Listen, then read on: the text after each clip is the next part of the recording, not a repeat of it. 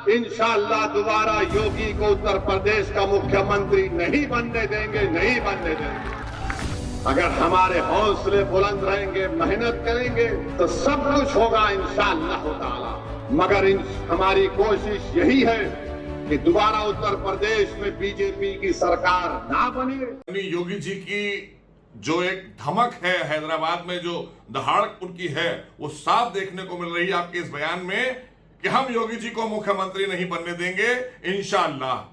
तो ये इंशाअल्लाह आपका उससे मैच खाता है जो भारत तेरे टुकड़े होंगे इंशाअल्लाह, इंशाअल्लाह।